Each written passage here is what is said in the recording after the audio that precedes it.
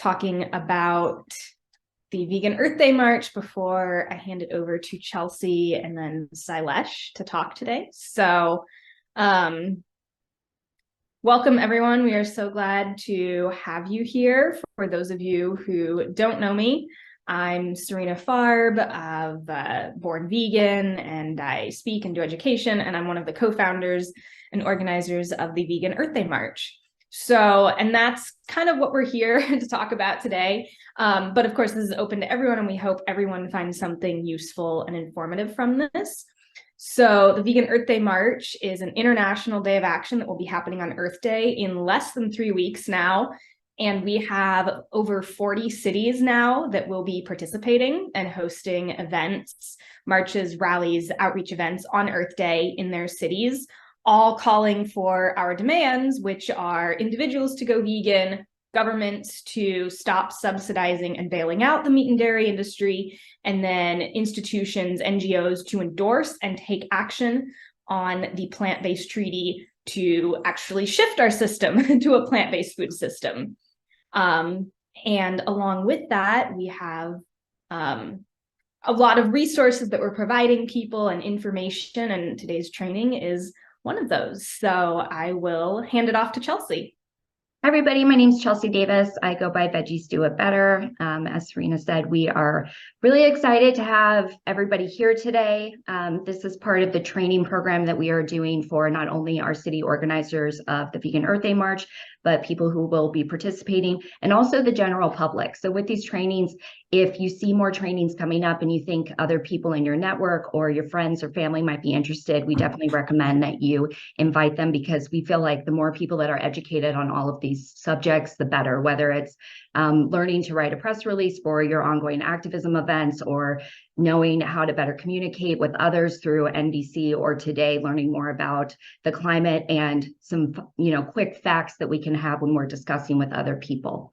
So if you want to take a look at any of our past trainings, or if later on you want to rewatch this training or recommend it to somebody else to watch, it will be on my YouTube in by this evening. It takes a couple hours to get it edited and loaded up, but you can go to the Veggies Do It Better YouTube, and then I'll also post a link on the event page itself. And so now I'm going to introduce Dr. Rao. Dr. Sailesh Rao is the founder and executive director of Climate Healers, a nonprofit dedicated to healing the Earth's climate.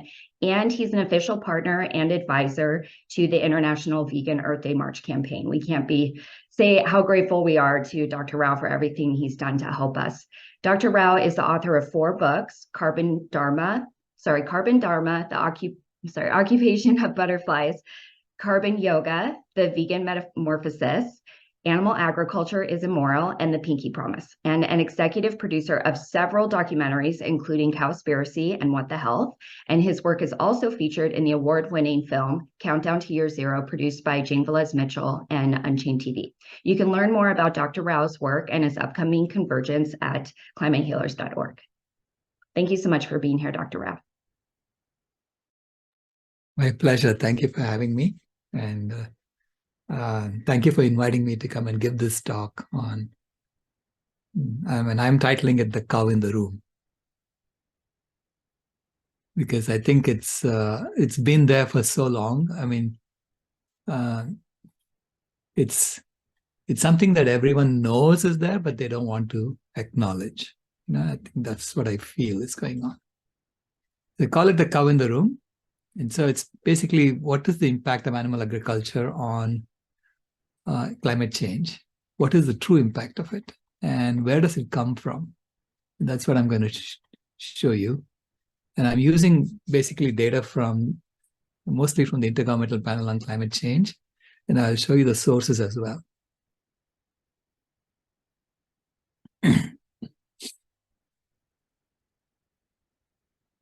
You're able to see that as okay.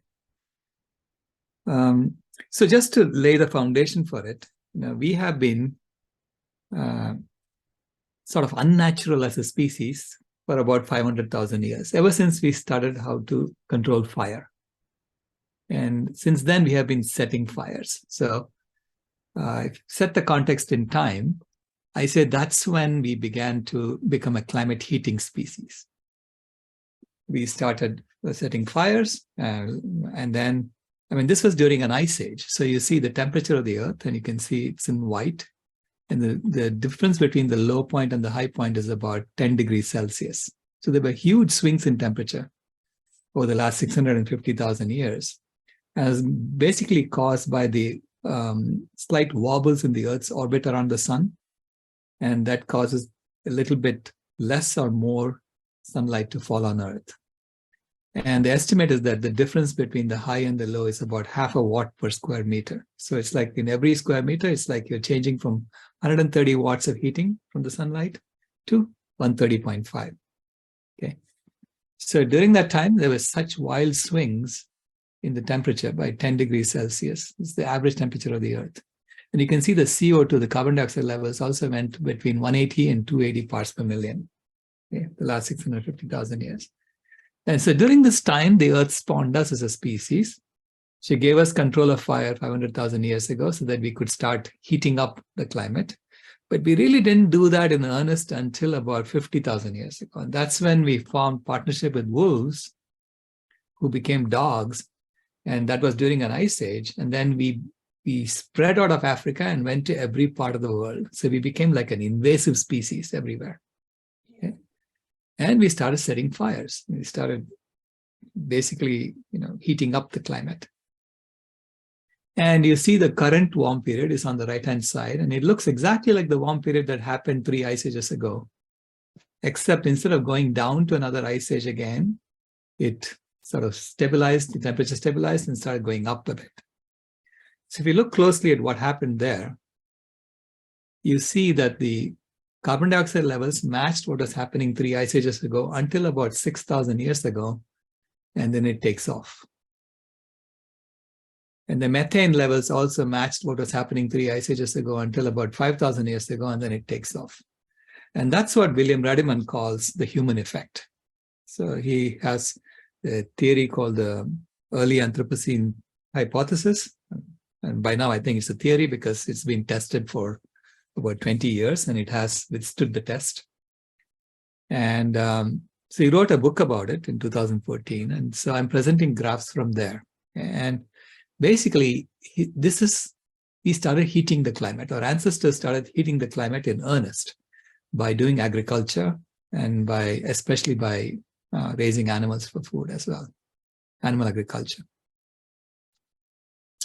So if you look at the temperature of the Earth, it came out of an ice age about 10,000 years ago. You can see it was in an ice age 20,000 years ago. And so that's the red line. And it goes over the glaciation threshold about 10,000 years ago. And then it would have gone back to another ice age 5,000 years ago, absent human activity. Okay? So that's what William Rediman is estimating. It would have gone back to an ice age 5,000 years ago. Instead, our ancestors heated up the climate by cutting down trees and agriculture. Okay? And so the temperature was constant for about 10,000 years. So humans created the conditions for agriculture in reality. It wasn't that the temperature was constant and therefore humans were able to do agriculture. It was a mutual process. And then 200 years ago, we discovered fossil fuels. We dug them up and started burning them. And so we heated up the climate by another 1.2 degrees Celsius. Okay, so now we are at this critical point. So it's 1.2 degrees Celsius change has happened in less than 100 years, around 100 years. And that's like a fever that the Earth has. If it happens over thousands of years, the Earth is able to manage. It can figure out how to adapt. But a 100-year time frame is too short, and it's like the Earth has a fever. Okay?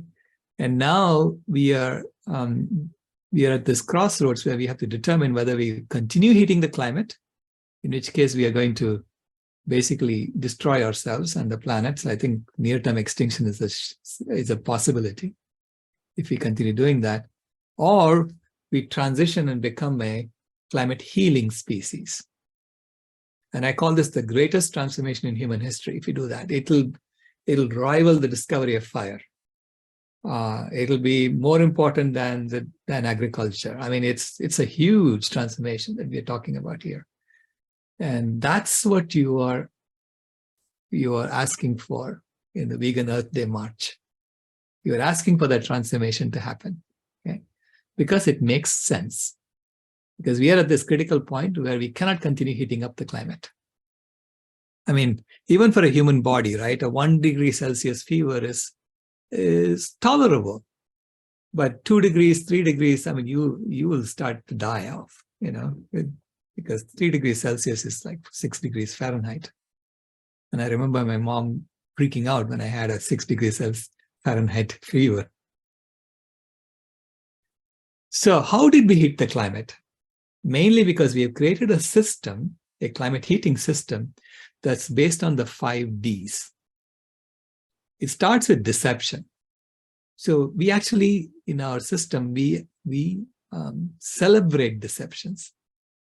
Even in games, if you're able to deceive someone and win them over, then you get the prize, So we celebrate deceptions, and deceptions have been happening throughout in our system. So it's called marketing, So for instance, here you see the satellite picture of how the Amazon is being deforested. And you notice that they don't deforest it completely. They leave clumps of trees behind. And you ask, why are they doing that? And I discovered it's because there is a scientific convention at the UN that any 1 kilometer by 1 kilometer grid that has 10% tree cover is designated as a forest. So officially, this has not been deforested, okay, according to UN statistics. So this is why the UN is telling us, 30% of the land area of the planet is still forest. But you look closely, you will notice that there's a lot of this is going on in there. And a lot of the so-called forests are really monocultures. Because remember, any area with 10% tree cover is a forest, according to the UN. Okay? So that's the deception. Then there's domination of other species, death for animals, diseases for human beings, and destruction for the planet. And that's the system. It's a system of normalized violence. Okay? And that's how we have been heating up the planet. Deceptions are fundamental to this. So Dr. John McDougall talks about the 4 deadly dietary deceptions. And you can look them up on his website, mcdougallfoundation.org. First is the protein deception, which is to convince people that protein is only found in meat. They don't tell you that. They just associate meat and protein. So you begin to associate protein with meat, and you don't think that protein is in anything else, even though protein is a building block of life, and protein is found in every plant food. Okay. And so that starts in in school. In fact, my granddaughter's textbook had that. And I had to explain to her, they are lying to you. So watch out. Okay.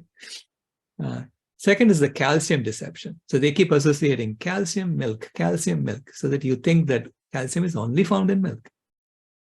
Even though calcium, again, it's like any mineral, it only comes from plants.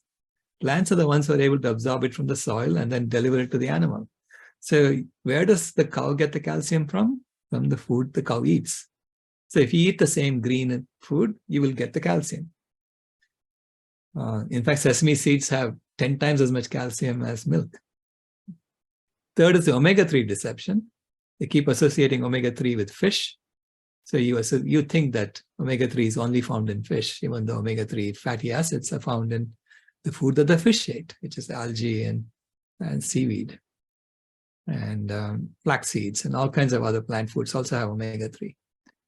And finally, the starch deception is to convince you that if you eat more starch or carbohydrates, you're going to get fat. So associating starch and fat. Okay. And so he calls this, and if you notice, all these deceptions are designed to get us to eat more and more animal foods. Because if you eat more and more animal foods, you're going to get sick. And when you get sick, then the pharmaceutical companies can make money off of you. If you're just healthy and happy, then if you're healthy and happy, you're probably not even consuming so much. Because if you consume a lot, then you won't be happy. So it's one of those things that the corporations, are trying to get us to eat more and more animal foods and get sick. and consume a lot. Because when you eat animal foods, you also expand your footprint, and that grows the economy.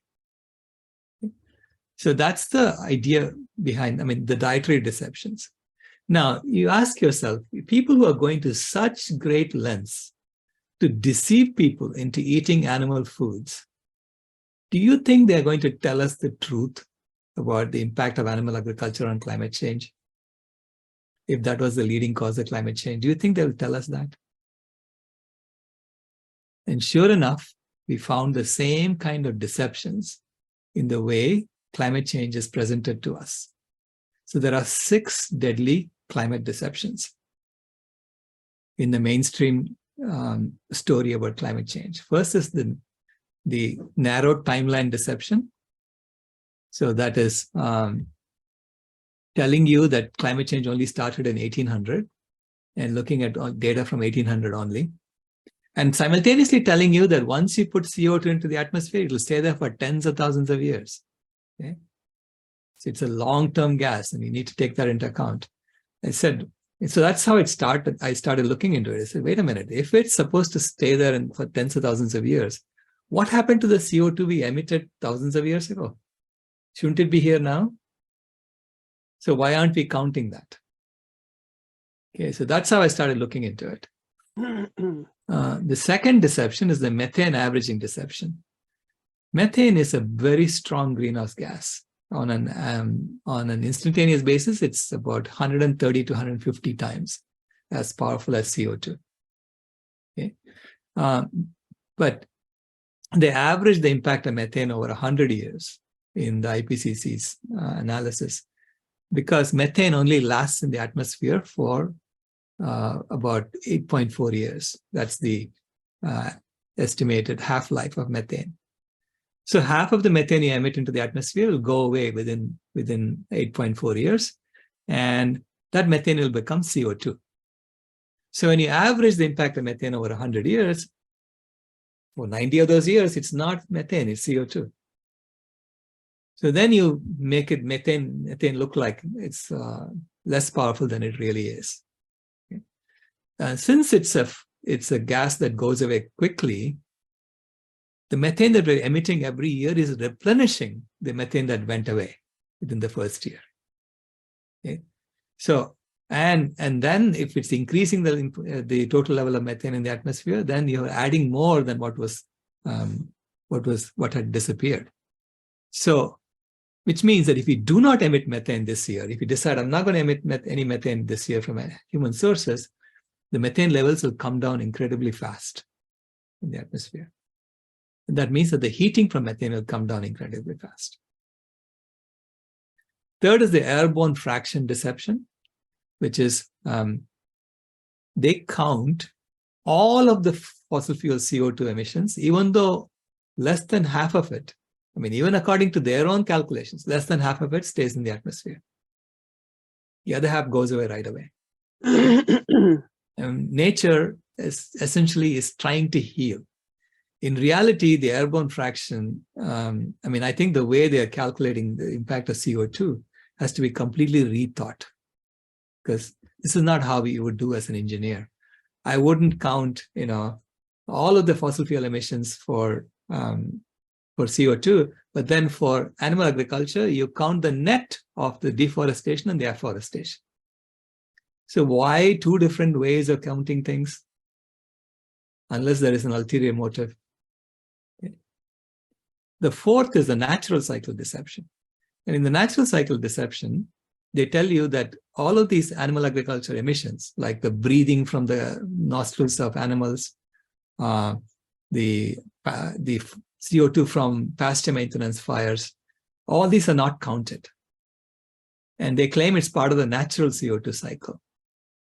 Okay? So the first question I asked was, how come the methane from cows is part of the anthropogenic cycle, but the CO2 that the cows emit from the same nose is now part of the natural cycle? So what happened to the cow? Did its front hoofs fall into nature and the back hoofs are created by human beings? What happened to the cow? So it's one or the other. You have to have consistency. So as soon as I see inconsistency, alarm bells ring off in my head, and I said, somebody is trying to con me, and I don't like that. I'm a systems engineer. As a systems engineer, I had to deal with things like this because there are vested interests in any scientific papers. So I had to look at scientific papers and see, is this guy trying to tell me the truth, or is there something I need to verify? So this is how we look for consistency across all, in a paper, in order to get its, at the same time, I look for consistency in all my data before I say, okay, now I have something that I can model. Okay. So when someone does things like that, I just go off, off the rails. Then the opportunity cost deception. The opportunity cost deception is like, that's the cow in the room. You're not looking at what you could do with that land if you didn't eat animals, if you didn't use animals, and all that land that you're using now to raise animals will become available for us to do something else with it. So you could bring back the forest. If you bring back the forest, we could start sucking down the CO2 that's in the atmosphere. And that opportunity cost is being missed right now in the IPCC in all of the calculations. Okay? And that's the main component that made the 87% figure that I came up with. Because it's like having a boat. You have a boat behind you and you're screaming at the top of your lungs saying, I'm drowning, I'm drowning, I'm drowning. Right? And there's a ladder of the boat. You could just climb up the ladder if you wanted to. But you refuse to do it. You're screaming for some helicopter to come and pick you up from the ocean. That is the opportunity cost deception. That boat is the opportunity cost. So all we have to do is to eat plants and convert all our industries to plant-based industries, and you can just climb up the boat. And the sixth is the opportunity benefit deception, which is that there is a benefit to burning fossil fuels that we are ignoring. And I'm not saying burning fossil fuels is good. In the long run, we have to stop it. But when you burn fossil fuels, not only are we emitting carbon dioxide, but we're also emitting sulfur dioxide, which is a cooling gas. And that is actually masking 1/3 of the heating right now. So if you suddenly stop burning fossil fuels, all that masking, the heat, the cooling masking will go away. And you will suddenly have to face the 1/3 extra heating.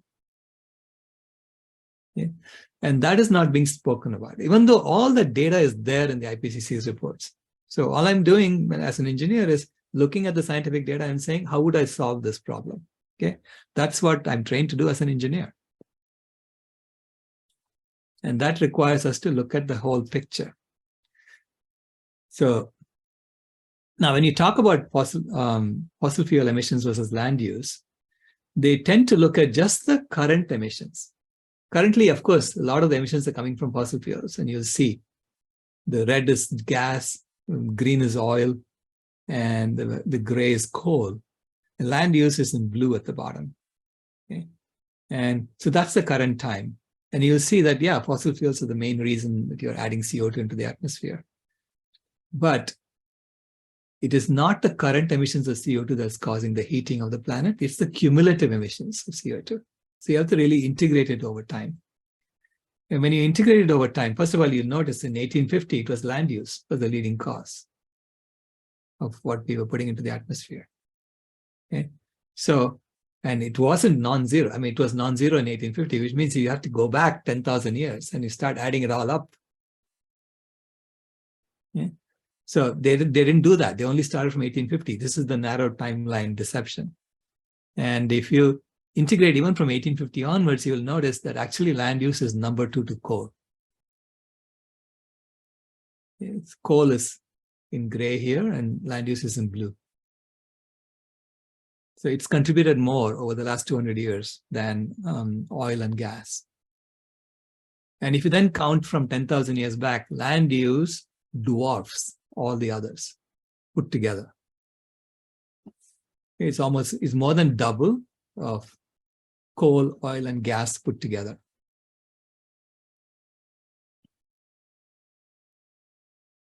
And the data is there in the IPCC reports. Okay, so, but it's complicated. They show it to you in this complex diagram with all these arrows going up and down, and people look at it and they just, eyes glaze over, right?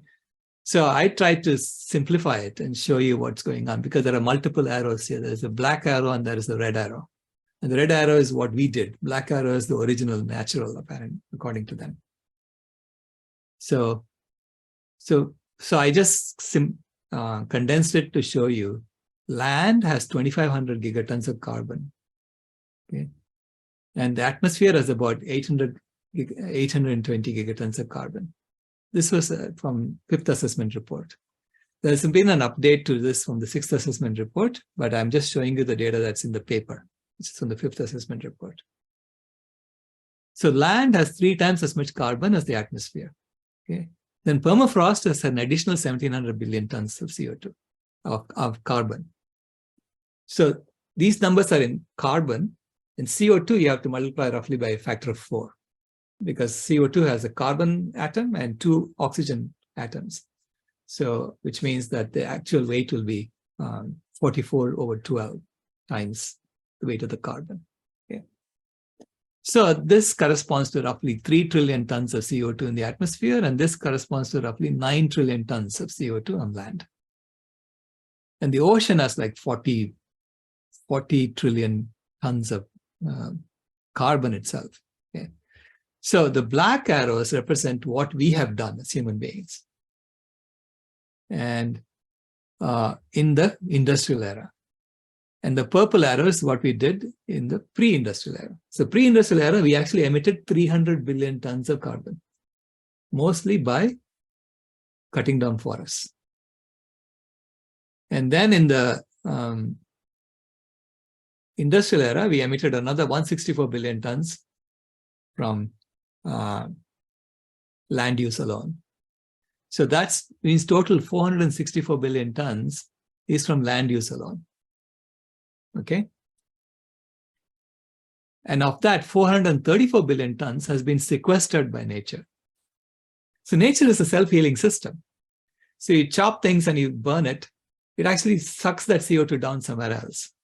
And apparently it did it with peat moss in the Arctic. Okay.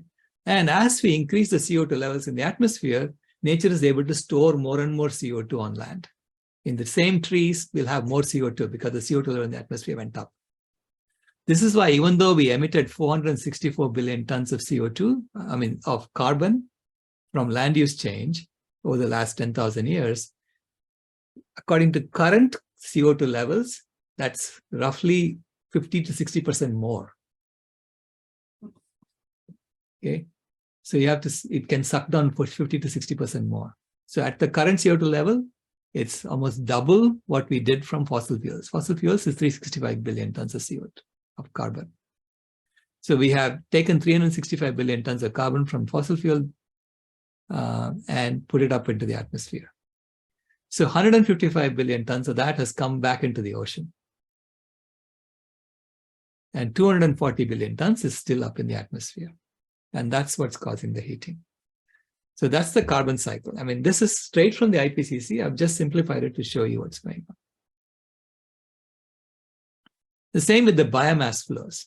Again, all the data I have in the paper came from the IPCC, except I've just tried to simplify it to show you, because this shows not just food, but also industrial uses, other industrial uses. So it's all kinds of complex lines going back and forth here.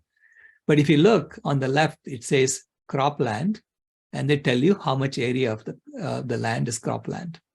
So total land area of the planet is 130 million square kilometers. So 13 million square kilometers is used as cropland. This is according to the 5th assessment report. And I'll show you that they've updated it.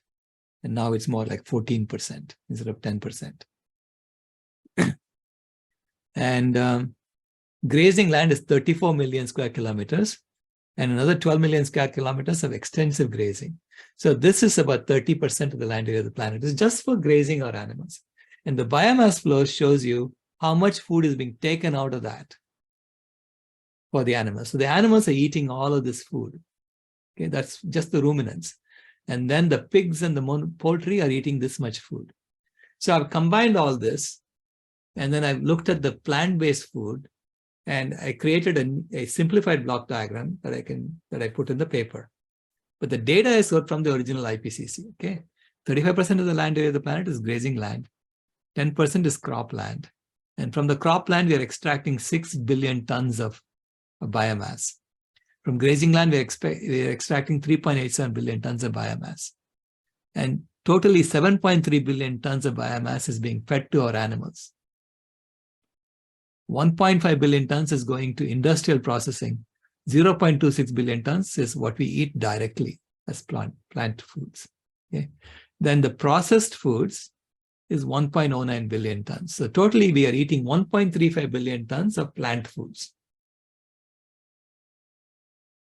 And the animal foods, you see the animals are eating 7.27 billion tons, and they're providing 0.26 billion tons of food in the form of meat, dairy, and eggs. And they're providing 0.14 billion tons of other materials like skin, blood, and bones that goes into the industrial machine. This is why it's not just a food system change that we are talking about. It's a complete system transformation. Because if you say, I want to eat plant foods, but I'll continue wearing leather, they will still have to raise animals for your leather. Okay. So this 0.14 billion tons also have to be replaced with plant-based alternatives if you want the entire livestock industry to go away, which is the goal. Okay, because if the livestock industry goes away, then all this land gets freed up for us to store CO2 and to bring back the forests. Okay. So then, all of my statistics, all my facts and things that I quote are based on these figures that are there in the IPCC. I'm just telling you what they already know. And yet they don't put it in simple terms for people to understand. Okay. So this is the updated data, and 12% is cropland, 12% is cropland, 1% is urban land, so developed land, 37%, instead of 35%, it became 37% is grazing land. Okay. And then the forests, you can see how the forests have been cut up into forests that are used for human purposes and original forests. This 9% is original forests. And even the original forests, they have been deforesting in those patterns so that you don't know the forest is gone.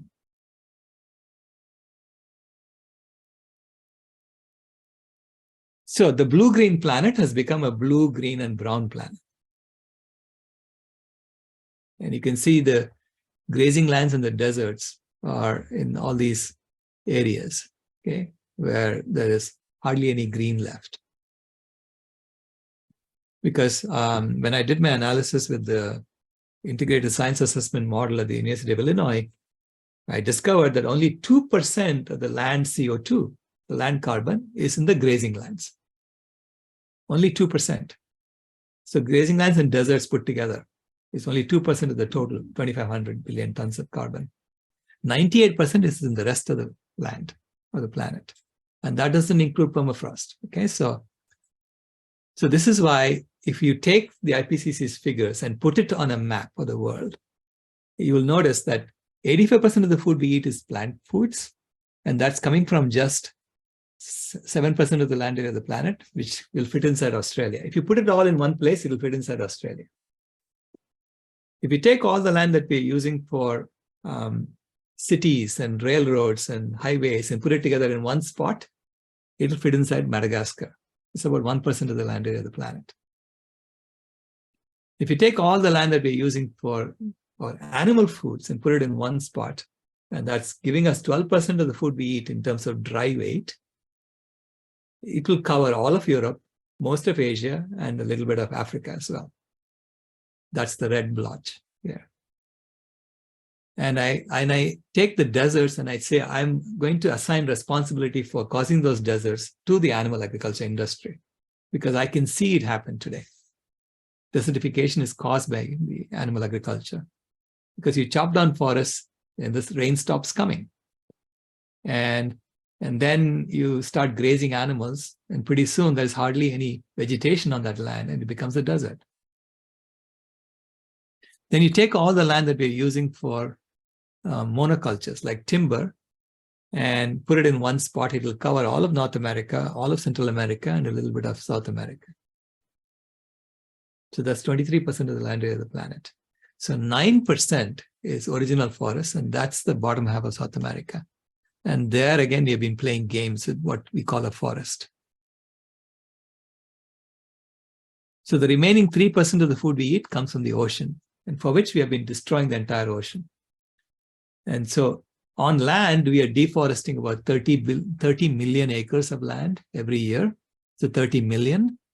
In the ocean, we bottom trawl 4 billion acres of the ocean floor every year. Okay.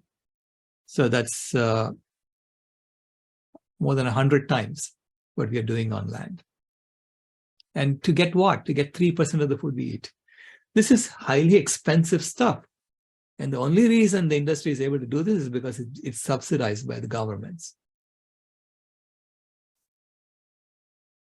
So 98% of the CO2 on land is in this white area. 2% is in this other area, the red area, and the yellow area.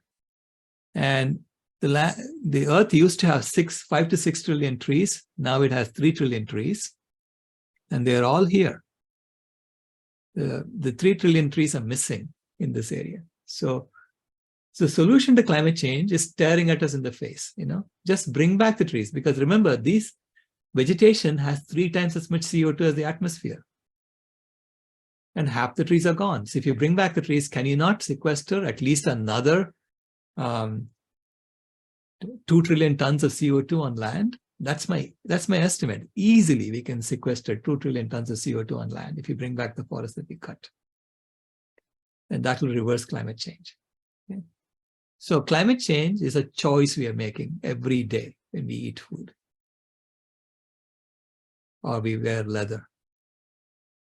And this is why I say animal agriculture is the leading cause of climate change, responsible for at least 87% of greenhouse gas emissions on an annual basis. Because if you stopped animal agriculture and you had a plant-based economy today, if I could wave a magic wand and do that, our overall emissions would have decreased by at least 87%. Because all that land will start absorbing CO2 and start growing vegetation. Okay? And in fact, it's already growing the vegetation. We are chopping it and giving it to our animals. So the way I came up with the lower bound of 87% was to count how much CO2 is in the food that the animals are eating today. And that was 11.5 billion tons of CO2. And you notice that animals are eating above ground vegetation, which means below ground, there's an additional factor of 2 that you need to add. So the soil also sequesters if you leave the vegetation alone. So that's where the lower bound comes from. And it's based on solid engineering. And because of our mismanagement of the planet, wild animals have been dying at an extremely fast pace. So between 1970 and 2010, we wiped out 52% of them, and that became 58% by 2012 and 68% by 2016. So the trend is to go to 100% by 2026. And this is why I'm saying we need to get to a vegan world by 2026. It's urgent we do that. We have no choice but to do that. So in my mind, in 2026, it's already a vegan world, because we have no choice. What are you going to do? And there are several tipping points in the climate system, which are also calling for us to transform as quickly as possible. And I don't even know whether we have gone beyond the tipping point or not, because tipping points in the nonlinear system are points beyond which it's almost impossible to bring it back, because the system has gone off. Nature has gone off in the other direction. And so we know that the Western Antarctic ice sheet collapsed, coral reef die off, Labrador sea ice, and the boreal permafrost thaw, etc. All these orange dots, we know they're going in the wrong direction, but we do not know whether they've tipped or not. All we know is that we estimate that the tipping point is below 2 degrees Celsius. Okay. So the only way to know whether we have tipped it or not is to start sucking down the CO2 from the atmosphere so that the CO2 in the atmosphere starts going down, and then verifying whether these signals reverse. If they reverse, then we haven't tipped. If they don't reverse, then we probably have tipped, and we need to suck it down faster and faster and faster until they start reversing. Okay. And so far, none of the governments at the COPs are talking about reducing the CO2 in the atmosphere. They're talking about reducing the increase in CO2 that they're adding to the atmosphere. That's the main debate. They pat each other on the back that they reduce the increase below projected increase. I mean, they didn't reduce the increase. They just reduced it below the projected increase from last year. So, I mean, anybody can come up and say, oh, we're going to increase it by 20% next year, and then say, we only did it by 10%. And so, congratulations, and give each other awards for doing that. So that's what's going on, okay?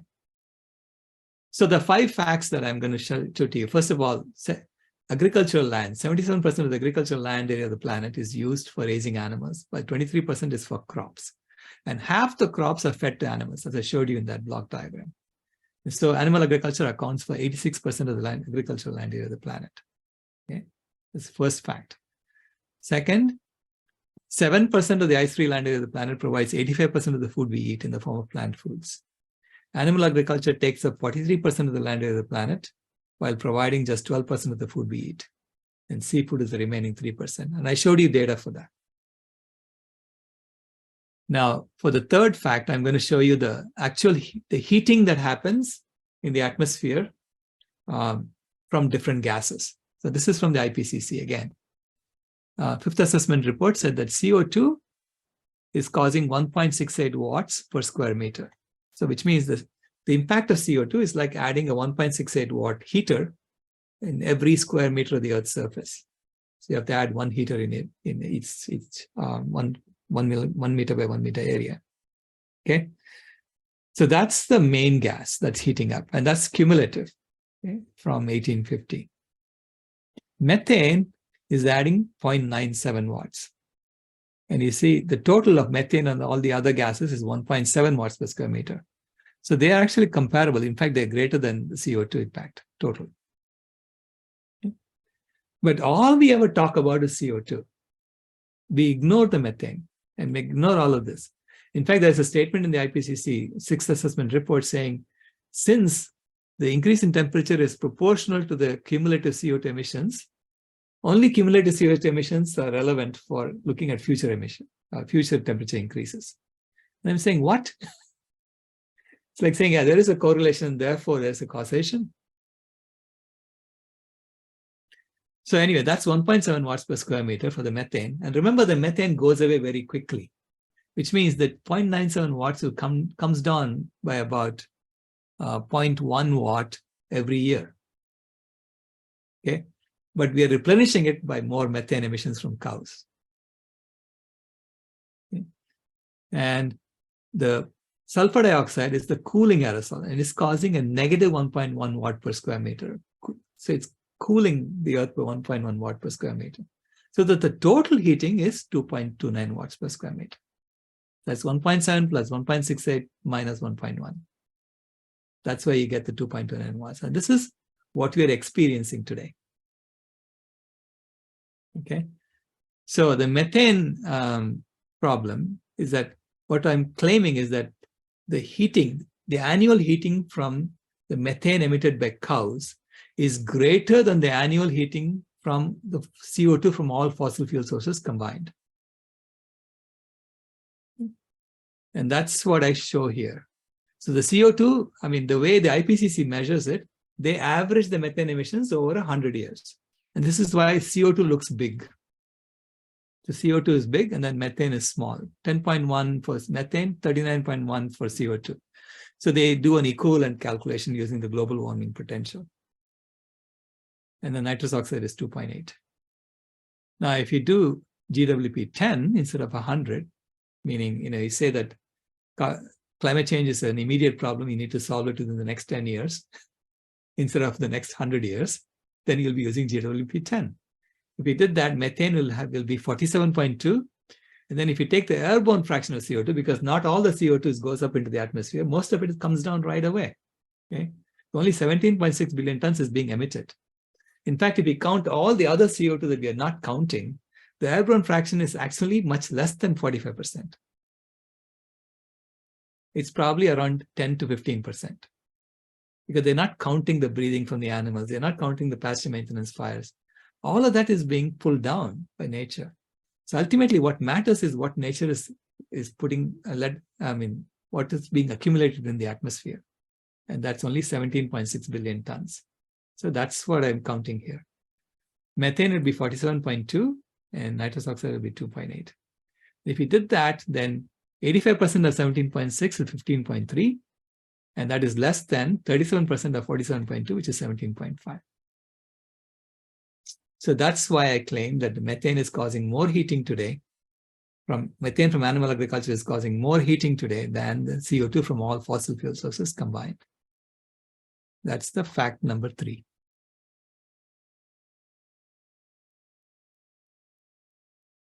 Okay. The fact number 4, where I claim that 2% of the CO2 is in all the grazing land, and 98% of the CO2 is in the other lands. And that comes from this paper that I wrote with Atul Jain of the University of Illinois. And this is based on the integrated science assessment model that's there at the University of Illinois. And we actually went there and I sat down with them and we worked it out. We wrote this paper. We published it in the American Geophysical Union of 2015. And we had the data there. Okay. So it shows land stores 3 times as much CO2 as the atmosphere. Though constituting nearly 60% of the ice-free land area of the planet, the grazing land used for animal agriculture and deserts contribute just 2% of the CO2 stored on land. And that's a fact. Fact 5 is the past 10,000 years, humans have cut about 3 trillion trees, about half the trees on the planet, mainly to raise animals for food. And this comes from a paper by Crowther, who did an analysis of fossil records to show the trees, what trees there were. So then I created a model using the burning machine and the killing machine. The burning machine is all of our fossil fuel-based industrial activities, and that's contributing CO2 emissions and cooling gases and so on. And the killing machine is all of our activities for animal agriculture. And so I put all human activities into one of these 2 machines. And it turns out it falls into one of these 2 machines, especially all the human activities that cause emissions. And we created a bathtub model to explain how do you solve climate change. And in the bathtub model, I am still using the IPCC's way of calculating emissions. Okay, I'm still saying, okay, I'll grant you that. But even with the IPCC's way of calculating it, the bathtub model is telling us that you need to shut down the killing machine as soon as possible. And yet they're not telling us that. Okay, so that's why I use the same. I use there because I don't want to go into arguments about the way you calculate CO2 emissions. But even using the way they calculate CO2 emissions, it shows that we need to shut off the killing machine. And that's why I did the bathtub model this way. In the bathtub model, there is 1,000 liters of water in a bathtub, and that corresponds to the 1,000 billion tons of CO2 that we have added to the atmosphere since 1750. And the bathtub is filling up with 2 faucets. A burning machine faucet is pouring 35 liters per minute. And that corresponds to the 35 billion tons of CO2 we add into the atmosphere from the burning machine. So 1 minute is like 1 year in reality, and 1 liter is like 1 billion tons of CO2. And so the killing machine is only adding 15 liters per minute. So if you just look at that, you may think, oh, you need to focus on the burning machine, because there's more coming out of that than from the killing machine. But the burning machine faucet is connected to the aerosol tank, which has 350 liters of water. So that's the cooling gases, that's the sulfur dioxide. So the model says that if for every 1 liter per minute that you turn down the burning machine faucet, it opens the aerosol tank and lets 10 liters pour out of the aerosol tank into the bathtub, because you lose that cooling gas. So you have to now suffer through the heating that you are going to experience. Similarly, the killing machine faucet is connected to the drain of the bathtub, And for every 1 liter per minute that you turn down the killing machine faucet, it opens the drain and allows 2 liters per minute pour out of the bathtub into the vegan reforestation tank. And this tank has a capacity of 2,000 liters. And I think it's at least 2,000 liters. It could be more, depending on how we bring back the forests on that land. Okay. So that's the model. And now I say you're a plumber and you have to save the baby and drain the bathtub without overflowing the vegan reforestation tank. That's the problem. And I'm assuming that the baby will drown if the water level goes over 1,200 liters. And that's 20% more CO2 than we are adding to the atmosphere that we have in the atmosphere right now. Okay. So, and that's a guess. I'm not saying it's valid or not. I'm just saying 20% more CO2 than what we have today. I think we have gone beyond the point of no return. And we might as well kiss this planet goodbye. Right? So we don't want to go there. So that's the model. And now you ask, and then I'm going to show you 4 animations. In the first animation, we do nothing. If you just keep doing nothing, what will happen? And then the next animation, I'm going to show you what happens if you turn down the burning machine only by 15 liters per minute. The third animation, I'm going to show you what happens if you turn down the killing machine only by 15 liters per minute. And fourth, we'll do both. And then I'll show you the optimum solution. Okay. If we do nothing, the baby dies in 4 minutes.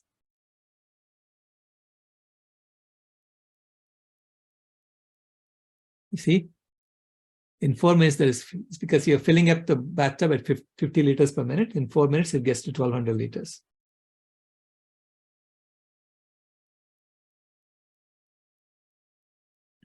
Now, if you turn down just the burning machine faucet by 15 liters per minute, you would think that is better. You're doing something, right? You think it'll be better for the baby. But in reality, it's worse. Because if you only turn down the burning machine faucet by 15 liters per minute, meaning ignore the cow in the room, only talk about fossil fuels, which is what everybody is doing today, what happens? If you turn down the burning machine by 15 liters per minute, 150 liters is going to pour out of the aerosol tank into the bathtub, and you only have 50 liters left. Because you lose those cooling gases.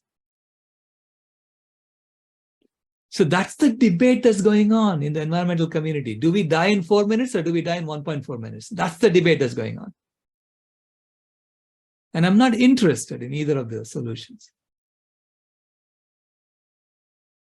Okay? Because I'm a serious engineer, I need to look at actual solutions. So the third one is if you just do the killing machine by 15 liters per minute, what happens? Then the baby dies in 40 minutes. Because you're going to open up the drain. And so this faucet goes away, it goes to 0. The drain opens up, and it's allowing 30 liters flow out of the bathtub. There's 35 liters flowing in, 30 liters flowing out every minute. So the bathtub is filling up at 5 liters per minute. And in 40 minutes, it reaches 1,200 liters. Okay, so baby still dies because, as any plumber will tell you, if you have 2 faucets pouring water into a bathtub, you have to shut down both faucets eventually. Because you don't have an infinite bathtub here, right? So the fourth animation is if you turn down both, then the water level will go up to 1,150 liters right away. And then it starts coming down by 10 liters per minute because there is 30 liters coming out of the bathtub, 20 liters pouring in. And so the bathtub level comes down. And as it comes down, you can turn down the burning machine faucet more and more and more, because then you have room for the aerosol tank to fill up the bathtub. Okay? So that's how you solve climate change. So if you are serious about solving climate change, this is what you should be doing. There has to be a system level understanding of what we do. Yeah. So the optimum solution is so the question I ask is, what is the minimum you need to raise the water level in the bathtub in order to save the baby and drain the bathtub? Okay. And it turns out that the minimum you need to raise the water level in the bathtub is 1063 liters. It's about 63 liters more. And the optimum solution requires us to shut down the killing machine faucet today. So if I had my druthers and I could do anything I wanted, this is what I would do. Shut down the killing machine faucet today. And the burning machine faucet, I would reduce it by 6.3 liters right away. Okay. So I won't go all the way, but reduce it by 6.3 liters right away. And then I would drain the aerosol tank slowly, right? So that the water level stays at 1060 liters for 30 years, 33 minutes, 30 minutes or something like that. So if you look, you'll see it stays at the same level for about 30 minutes. And then it goes down to zero. So it takes 66 minutes for us to solve the problem, which is 66 years in reality. In 66 years, we can completely reverse climate change. That's what this is saying. This model is saying. And for 30 of those years, it will be at 1063 liters. So I mean, 6% more CO2 than what we have today. But if you say, oh, it's going to take us time to get people to go vegan. So let's say it takes us 5 years, right? Or 5 minutes to shut off the killing machine faucet. Then the water level will go up to 1195 liters and it will stay there for 33 years. So the baby will barely be alive. This is the real impact of eating meat and dairy today. It's highly critical that we get to a vegan world as quickly as possible. That's what the models are telling us. If someone has a different opinion, I want to see their model. Not hand waving based on some numbers and something. No, I want to see their model. How do they think we're going to solve climate change? So this is our moment of choice, and this is why I consider it critical that we march for a vegan world on Earth Day and get some seriousness into this discussion. And I say that, the most important activism we need to do is to make sure that access to healthy, whole food, plant-based, universal meals should be a basic human right. Because I see hunger as a lack of nutrition, not lack of calories. And hunger is endemic and it's widespread in that sense. 95% of Americans are not getting enough fiber in their diet.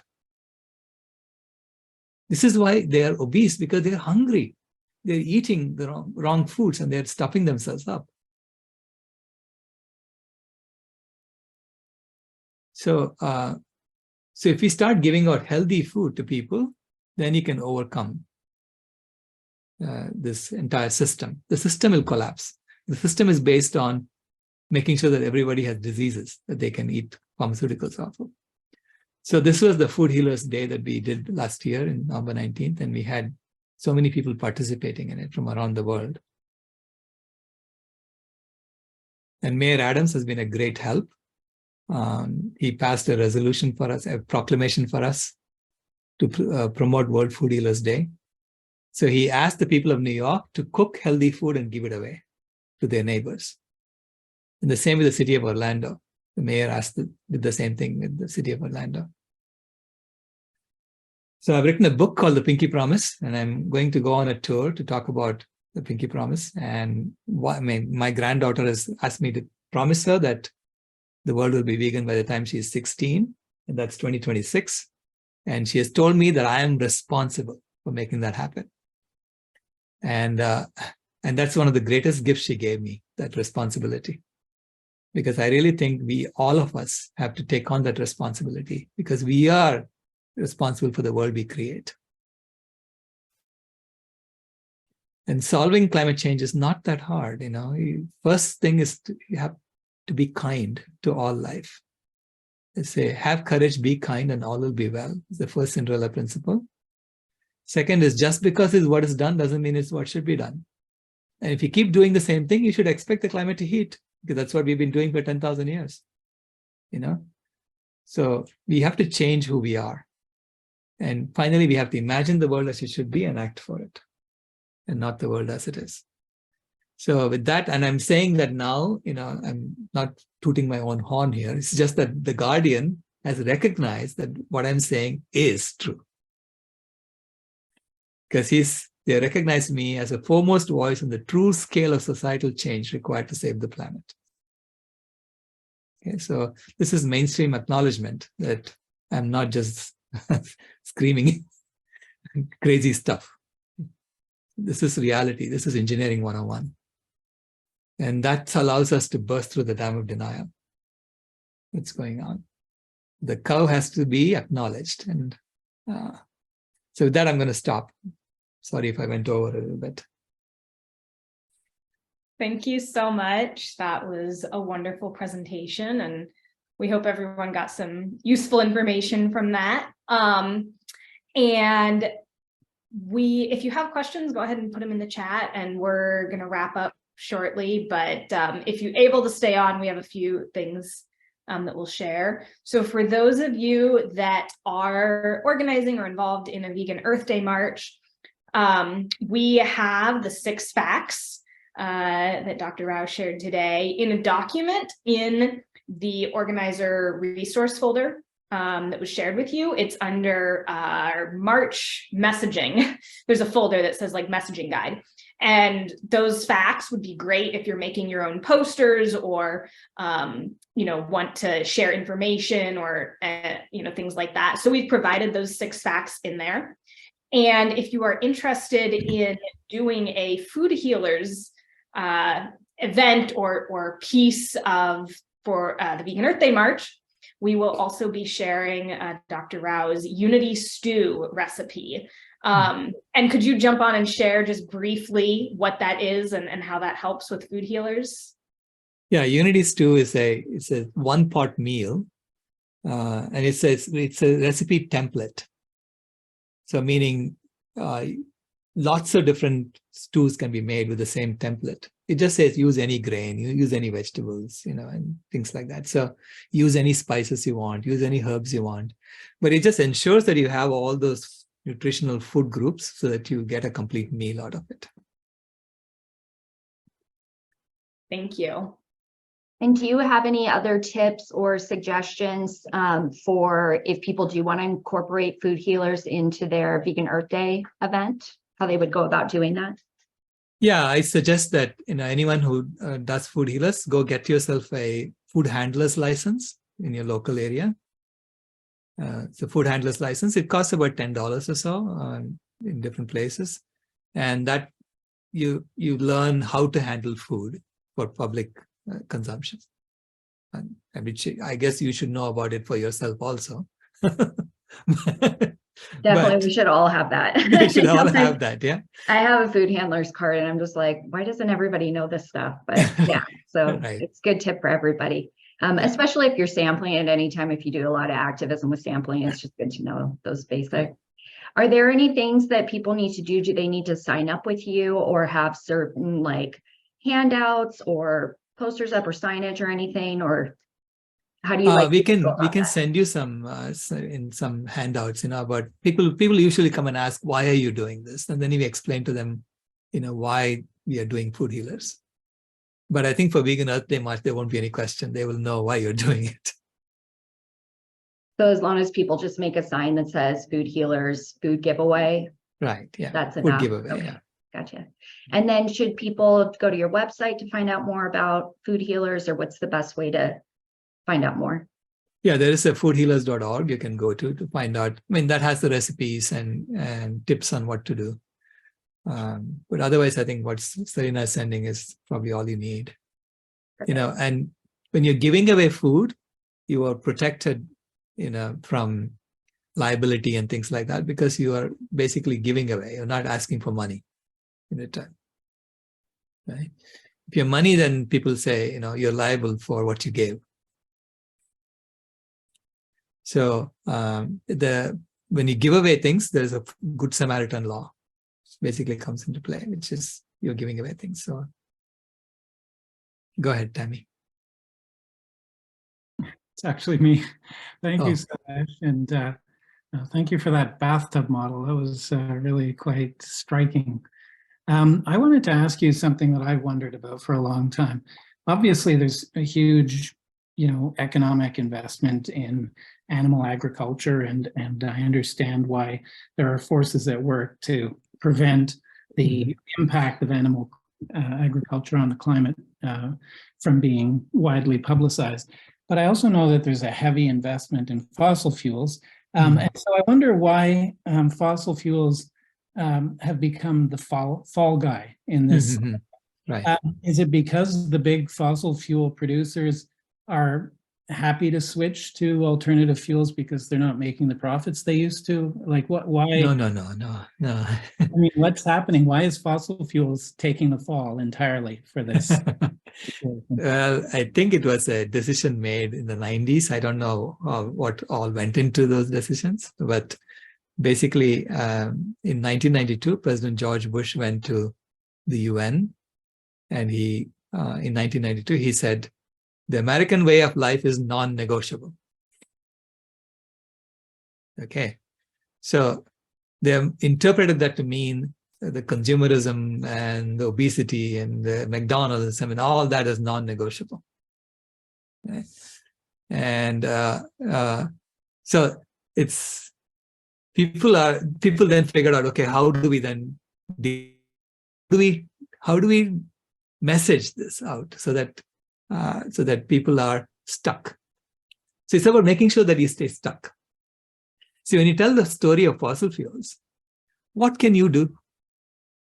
If you have money, you may go buy an electric car, but even electric cars have lots of fossil fuels to build it, right? So you're still stuck in the industrial machine. But if I tell you the real cause is animal agriculture, what can you do? Well, you go switch what you're eating. So you immediately take action, right? So it empowers you. Whereas the fossil fuel story disempowers you. Most people are just throwing up their hands saying, well, I know I have to go to work. I can't just bike there all the day because my work is 10 miles away. So they say, I have to use a car, I use a car, or I have to take a bus, whatever. So they're stuck, right? So it's telling a story of the environmental catastrophe that's happening that disempowers you, so that they are always in charge. So it's safe to demonize. I mean, not that fossil fuels are harmless, but it's safe for the current system to blame fossil fuels because there's not much people can do about it. Exactly.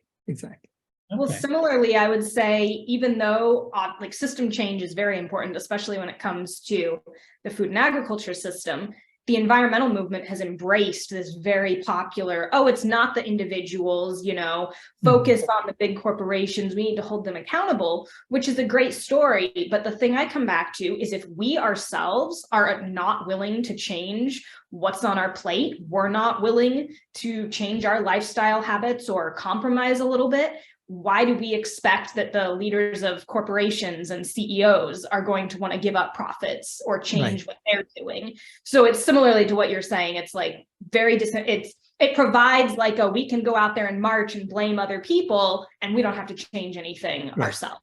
Right. Yeah. See, that's the switch that Kimaya brought to me.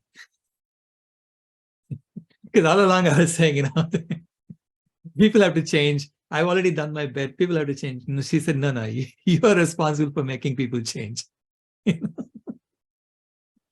So go do your job. And so, and here I am.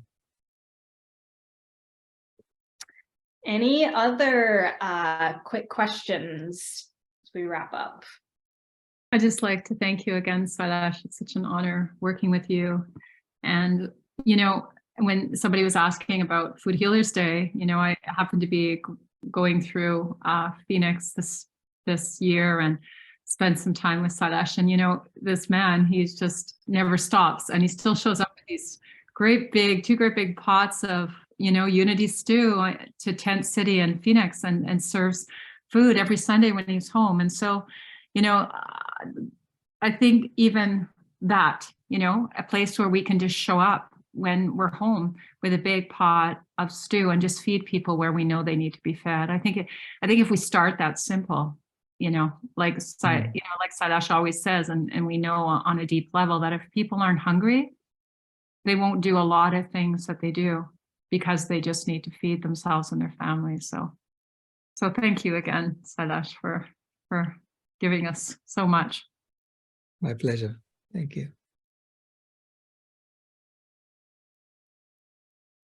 All I right. hope that was helpful because I went into details. Normally, I don't go into all these details. No, that was wonderful. This is really important information for everyone listening, for our Vegan Earth Day March organizers. And as Chelsea said before, this was recorded and it will be posted on the Veggies Do It Better YouTube channel.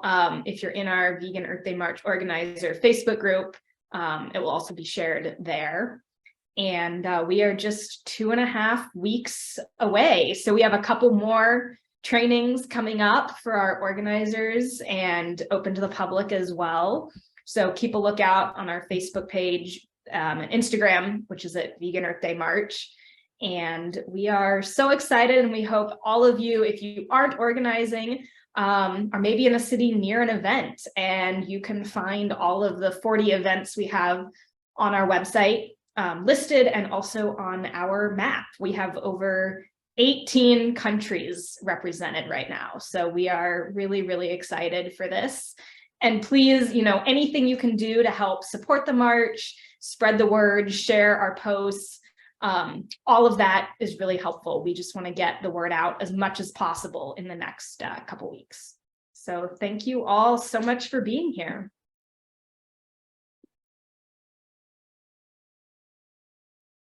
Thank you, everybody. Have a great day. Bye. Thank you, Chelsea and Sarina. Thank you, Sailesh. Bye, Tammy. We'll stay on a couple of minutes in case people want to grab things from the chat before we close out. Okay. And thank you so much, Sarina and Chelsea, for creating the first Vegan Earth Day March, Yeah, thank you. Thank you. Brilliant. We're really excited. Yeah. I'm looking forward to the perfect time too. Mm-hmm. So we will have Vega the cow in Los Angeles. Awesome. That's so exciting. Yeah.